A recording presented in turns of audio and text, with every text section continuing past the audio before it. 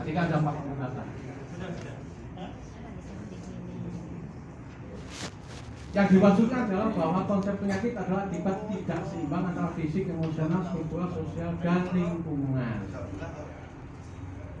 Kesimpulannya adalah di dalam ilmu holistik yang dipakai oleh Harvey memandang manusia itu bukan hanya organ. Jadi manusia itu tidak bukan hanya organ tok. Manusia itu misalnya terdiri dari sel membentuk jaringan untuk organ, ada liver, ada jantung, ada paru, ada otak, ada saraf, ada ginjal dan sebagainya, membentuk satu sistem.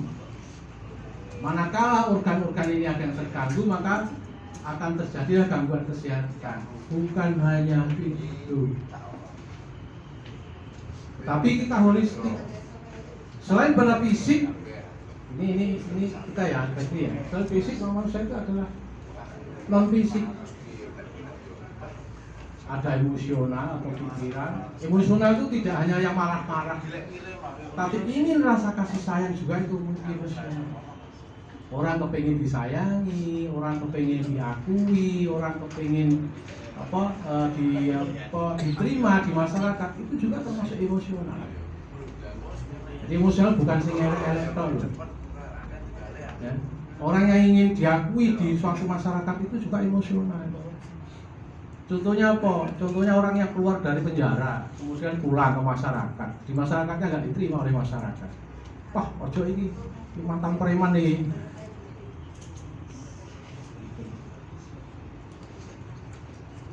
Ingin kasih sayang juga begitu. Semua manusia itu sama. Saya juga kepingin dihormati. Saya juga kepingin. Cuma kan kadarnya beda-beda kan gitu. Jadi ada spiritualnya. Spiritualnya apa? Bagaimana keyakinan dia kepada Tuhan yang Maha Esa. Contoh saya tanya kepada Bapak Ibu sekalian, kalau Bapak itu sakit, mengalami keluhan, yang dipikirkan pertama apa? Sing panjenengan pikir itu apa? Kalau Bapak itu Ibu sakit, sing terpikir pertama apa? Jujur dijawab. Ayo jujur, mulai Pak Wani. Enggak ada salah bener. Pokoknya ngomongnya lah bener aja. Yang terpikir apa? Atau putuku loro gitu ya, atau anaknya sakit. Yang di sini apa yang dipikirkan? Berobat kemana?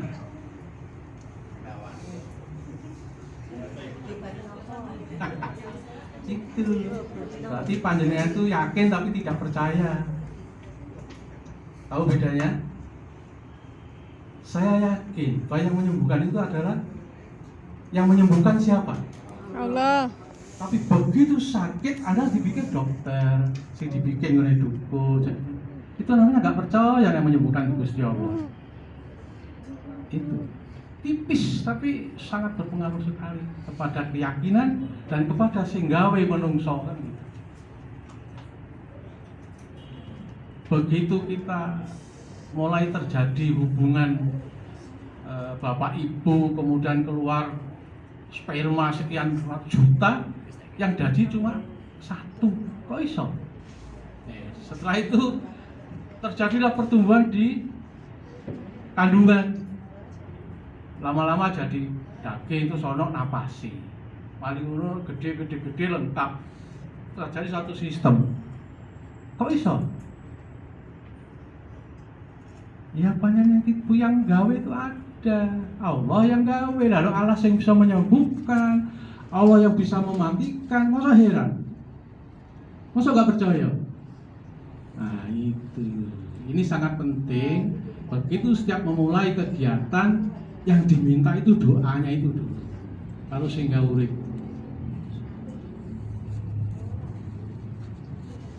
itu kan doa dulu. Begitu kita mau masuk ruang praktek, nyodong diisi.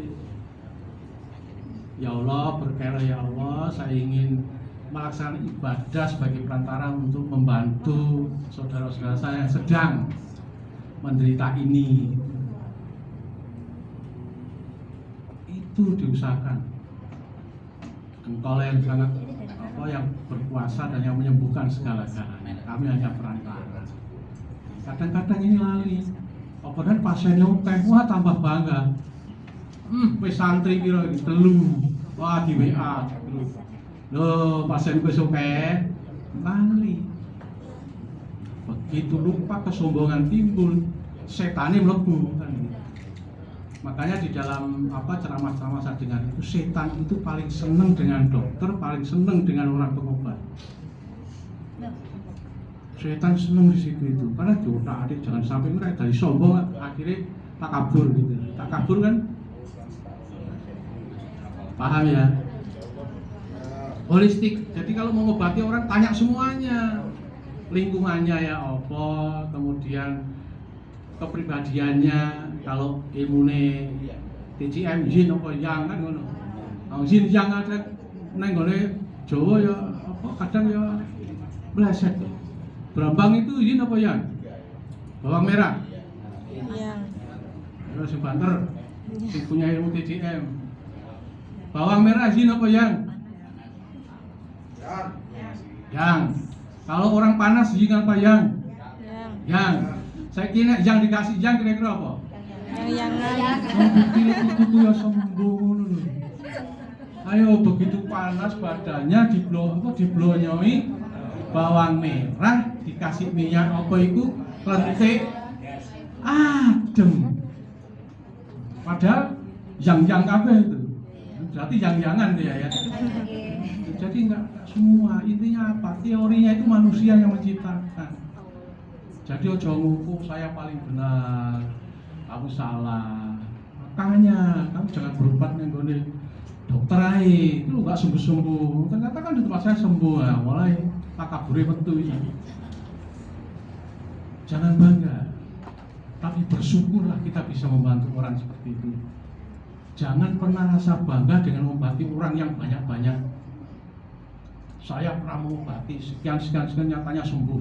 Bangga namanya itu. Hati-hati, setan senang di situ. Tapi saya bersyukur ya Allah bisa membantu orang yang sudah berobat di rumah sakit berkali-kali. Duit wis entek. Akhirnya nggonku bayar 20.000 lho sembuh. Alhamdulillah bisa membantu sedekah. Siap bagus. Lanjut. Itu ya. Jadi penyakit itu secara penata laksananya secara holistik. Loh, iso. Kemudian pendekatan kultural budaya. Di budaya itu sebutkan masuk dalam kategori biopsiko-sosiokultural. Sama. Budaya itu juga punya pengaruh dalam kaitannya dengan penyakit. Apa? Misalnya seorang ibu yang sedang menyusui ojo mangan ikan asin. Budaya enggak itu? Budaya. Budaya. Soalnya ngono makan ikan asin, bayine iku gak gelem, terus gatel-gatel. Itu kan kaitannya alasannya. Tapi kak menurut analisa-analisa yang sekarang gimana? Apa benar kalau ibunya itu makan ikan asin, susunya menjadi asin? Itu ya. Budaya banyak sekali. Orang itu kalau mengadakan acara hajatan, ada budaya harus nggawe ontong. Nah, itu budaya. Kalau nggak ada itu durung lego, durung sah itu. Kemudian sekarang diterapkan di kesehatan. Bermanfaat nggak itu untuk kesehatan? Bonggol pisang. Itu loh maksudnya. Jadi kita budaya-budaya itu. Yang kedua, dari pengobatan yang asal-asal dari daerah-daerah itu, yang memang itu sudah kodratnya. Jadi misalnya kalau ada tipes di suatu daerah, Kalimantan, Sumatera, Jawa, itu mesti ramuannya mesti beda. Ya nggak? Masa itu salah? Itu budaya. Jadi budaya itu, nah, kemudian kebutuhan biologis setiap individu sangat berkaitan erat dengan keadaan sosial dan budaya. Benar nggak ini? Kebutuhan biologis itu apa sih? Kebutuhan biologis itu apa? Gendaan masuk nggak ini? Masuk. Betul itu? Biologi, sandang, pangan. Betul? Betul. Itu ada pengaruhnya nggak terkait dengan kesehatan? Ada. Berarti kompleks. Itu ya. Makanya hal-hal seperti itu sangat berkaitan erat dengan perubahan perilaku yang bersangkutan. Akhirnya dia bisa melakukan hal yang benar. Perubahan perilaku hidup sehat. Ya, lanjut. Terakhir, yang keempat, sibernetika. Nah, ini hubungan antar manusia itu sudah merupakan satu jejaring, betul kan? Kita ini jejaring. Wah, berarti kalau sudah jejaring itu ada saling ketergantungan. Salah satu contoh pasien dengan panjenengan pengobat. Pasien tuh begitu datang, dia menginginkan bahwa dia tuh mau menghendaki hasrat yang paling tinggi untuk kenyamanannya, bukan hanya penyakitnya yang sembuh. Tergantung dengan pengobatnya. Kalau dia pengobatan kecantikan, ya kepengen awet muda, kepengen cantik kan gitu. Tapi dia kalau terkait dengan penyakit vitalitas gitu ya, itu ada kan teman-teman Kalimantan, teman-teman Sumatera itu yang kemarin ada kasusnya masalah. Kepengen vitalitasnya itu bisa hidup kembali, bisa hebat, bisa menyenangkan keluarga kan begitu. Ya. Jadi hal-hal seperti ini harus dimengerti oleh seorang pengobat. Oh, klien saya itu kepinginnya ini, berarti saya harus berkomunikasi dengan baik. Kalau orangnya orang Madura, jangan diajak ngomong yang lemah-lemah lembut kayak wong Solo. Atau orang Surabaya, jadi pasiennya orang Surabaya, kemudian pengobatnya wong Sragen, wong Ngawi, wah gak pas itu. Kalau wong Surabaya gayanya saya lho, apa? Terus pemboyo obat ini gak waras-waras. Oh, panjenengan ini ngeten, soalnya panjenengan ini harusnya itu kesuwen, Pak. Ngantuk pasiennya kan. Komunikasi itu penting. Komunikasi yang betul-betul menimbulkan ketenangan, kenyamanan. Misalnya orang keluhannya tumor atau myom gitu ya. Kemarin ada itu keputihan dan sebagainya. Wah, hati-hati nih, keputihan yang nggak dijogo nanti bisa myom. Myom nggak bisa dijogo bisa tumor. Wah, itu nanti pasiennya langsung berat gitu. Terus wah, ini pikirannya macam-macam. Akhirnya yang namanya hormon-hormon yang membuat sakit keluar semua. Tambah loro kan, risiko ya, itu jadi disimpulkan bahwa setiap individu memiliki sistem tubuh fisik dan non fisik tadi kan, biotik, abiotik dan sebagainya. Lanjut. Nah, ini filosofi. Sekarang ini berdasarkan keputusan Menteri Kesehatan yang kita harus paham. Konsep yang dasar empiris. Konsep yang dasar empiris meliputi adanya gangguan kesehatan individu itu disebabkan oleh ketidakseimbangan unsur fisik, mental, seperti tadi saya sudah sebutkan. Kalau ini unsur tidak seimbang antara individu, pikiran, ya, fisik, pikiran, emosional, spiritual, kemudian lingkungan tidak seimbang, maka orang itu menjadi terganggu kesehatannya. Itu dasarnya kita begitu. Aspeknya begitu. Nanti yang sudah praktek-praktek tinggal menganukan aja kan. Tinggal dipoles kan, tinggal masukkan. Manusia memiliki kemampuan beradaptasi dan penyembuhan diri sendiri. Percaya enggak ini? Gak usah diobati loh, bisa sembuh sendiri. Percaya enggak ini? Percaya. Makanya josok kelewat nanti itu. Oh ini gak usah, ini bisa nanti ini. Oke, ini saiki kan. Dah. Nanti itu gak usah diobati sing macam-macam ya, bisa sembuh. Engko terus masuk ke jenengan, waduh ini gak ada diobati, iso infeksi bisa step panas tinggi, tetanus bisa meninggal ini. Padahal lo persoalan lo kali yang saya ini kepingin kayaknya dodolan di payu kan itu. Jadi kita harus berprinsip bahwa manusia itu juga bisa menyembuhkan diri sendiri. Apa artinya? Di dalam satu sel, dalam tubuh manusia ada sel yang sakit, ya, tapi juga sebenarnya ada sel yang sehat. Ini harus diseimbangkan. Inilah yang menurut saya, pengetahuan saya, pengobatan kimia itu kadang-kadang merugikan. Karena apa? Begitu mengobati, hanya ini yang di sel yang sakit yang dipikirkan dengan dosis yang tinggi, akhirnya sel yang sehat juga melu kena. Itu namanya efek samping. Herbal bagaimana? Nah itu nanti dokter Imam yang ngomong itu. Beliau kan dokter. Itu ya. Nah, jadi untuk menyeimbangkan kembali, lanjut. Nah, ini kemudian budaya sudah lagi ini. Lanjut. Prosedur.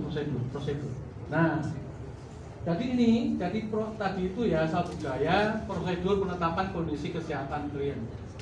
Yaitu tata cara pemeriksaan kondisi klien didasarkan pada kemampuan wawancara. Kemarin wawancaranya gimana kira-kira waktu ditarik? Apa dalam wawancaranya?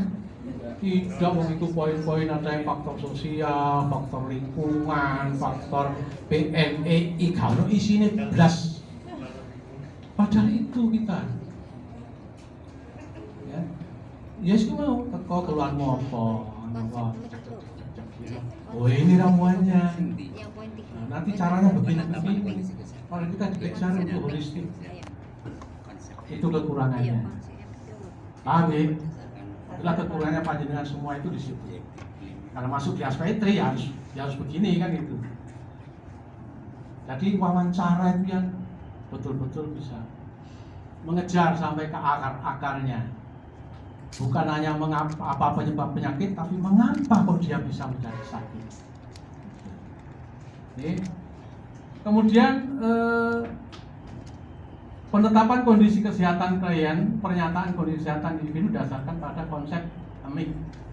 Tahu AMIC? Belum ngerti, belum pernah tahu, belum pernah diajari. AMIC itu artinya gini loh, masuk angin itu oleh orang-orang masyarakat desa itu didakan loro apa enggak? Tidak. Kadang-kadang mereka itu kalau masih masuk angin duduk, nah itu baru dirasakan loro. Tapi kalau masuk angin glegek enggak, malah tinggal macul, kemudian tinggal neng sawah, waras. Menurut dia itu enggak loro aku. Saya udah sakit, aku masih iso neng sawah, aku iso sepedaan, begitu? Betul begitu? Ya. Itu AMIC namanya. Bukan jangan kita sing ngarani, nggak bisa. Jenengan itu namanya sakit. Walaupun iso ngono tapi jenengan sakit, nek gak diobati sampean ketambah soro. Tidak boleh begitu. Itu AMIC. Itu lawannya ada, nanti Pak Imam. Jadi lawan lainnya itu adalah betul-betul yang sesuai dengan uji klinis, lab dan sebagainya. Oh, Anda sakit. Wong kadang-kadang bronkitis. Saya soalnya ngerasain itu. Bronkitis itu kan kalau waktu kan bunyi ya grong-grong gitu ya. Begitu sampai di rumah habis sepak bola, minumnya air mentah. Walaupun udah terus panas, pakai sepak bola lagi ya waras itu. Dia nggak mau, saya nggak mau dikatakan sakit. Saya nggak sakit. Aku boleh bal-balan. Namanya sakit itu harus kelengar, harus suami kukupan, nenek ngomong gitu, sakit, dedek ini itu. Aduh, aku kering kan ya? Pak Amir, namanya kering ya? Itu namanya AMIC. Lanjut. Tata laksana yang kesat empiris dilakukan dengan menggunakan bahan alam. Kita ramuan berarti bahan alam. Lainnya ada olah pikir, ada teknik transfer energi dan sebagainya. Tapi kita ada di ramuan. Kemudian yang kesat empiris yang menggunakan ramuan dapat dari tanaman, hewan, mineral dan lain. Ini nanti Bu Atik sama Pak Rizky yang bisa memberikan contoh-contoh, dan itu dari bahan-bahan mengutamakan ramuan Indonesia. Ayo. Nah, sekian dan terima kasih. Mudah-mudahan ini bisa membantu panjenengan agak paham itu ya, paham banget lah, agak paham aspek itu seperti begini. Dan tujuan kita pertemuan hari ini adalah itu. Masih ada yang bertanya, silakan. Kalau nggak ada, dilanjutkan dengan materinya Pak Dr. Imam. Gitu. Selanjutnya barangkali ya, supaya jam ini.